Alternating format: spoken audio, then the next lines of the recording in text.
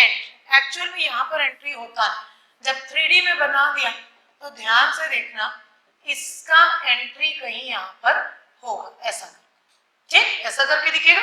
आप मत बनाओ अभी डायग्राम में इसको, यानी अगर मैं इसको सामने से देखती तो एंट्री मेरे को ऐसा दिखता थोड़ा ऊपर की तरफ, और एग्जिट मेरे को ऐसा दिखता, ठीक।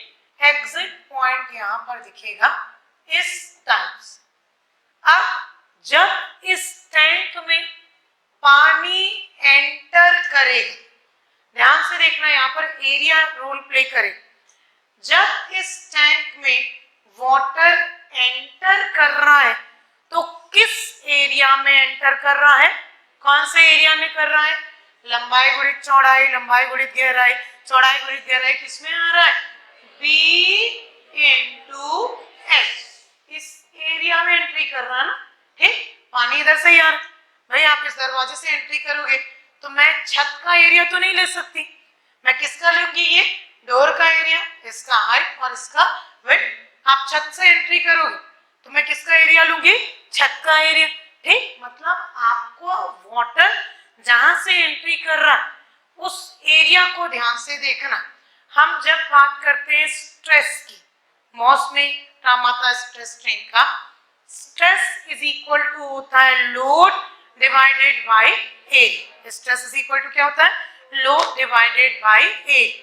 स्ट्रेस का असली डेफिनेशन है load divided by contact area.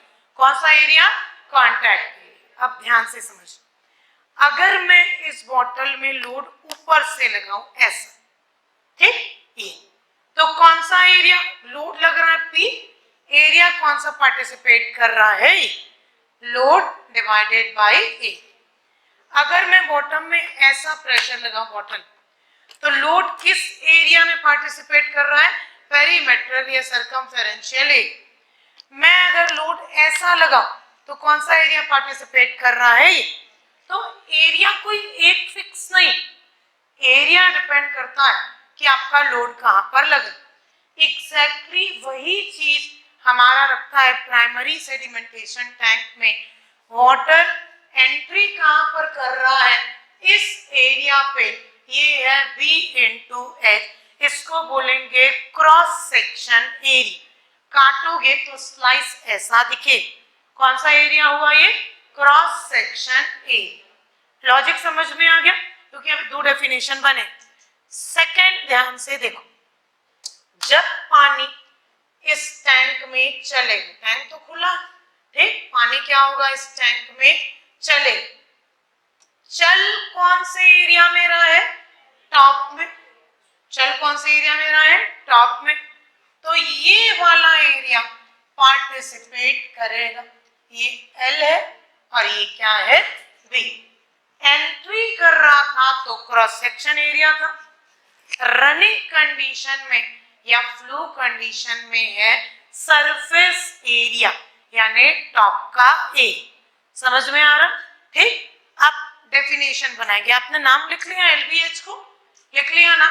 अब आपके डायग्राम में दो चीज को हाईलाइट कर, ठीक, एक ये टॉप को हाईलाइट करो, उधर को डिस्टर्ब मत करो, और दूसरे पेन से ये साइड को हाईलाइट कर, अलग अलग शेप बना दो, हैचिंग का या अलग अलग शेड बना दो, ठीक, और टॉप और एक साइड को हाईलाइट कर, क्योंकि मेरे को टॉप का एरिया भी लगेगा और दूसरा लगेगा बॉटम का एरिया। टॉप में शेडिंग कर दो या टॉप में हैचिंग कर दो और साइड में भी शेडिंग कर दो, ठीक,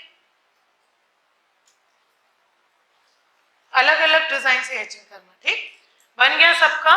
चलो अब यहां पर ध्यान देंगे, यहां पर लिखा है सबसे पहला डेफिनेशन, ये शीट में सब आएगा। पहला लिखा है ओवरफ्लो रेट। ओवरफ्लो क्या बोल रहा है, ओवरफ्लो मतलब जो पानी ऊपर ऊपर चल रहा, यानी जो पानी कहां चल रहा था, सरफेस पे। Overflow rate, rate is equal, rate मतलब होता है डिस्चार्ज, या रेट का मतलब यहां पर लिया है वेलोसिटी। पहले दिखाया आपको, रेट का मतलब डिस्चार्ज भी होता है, रेट का मतलब होता है वेलोसिटी।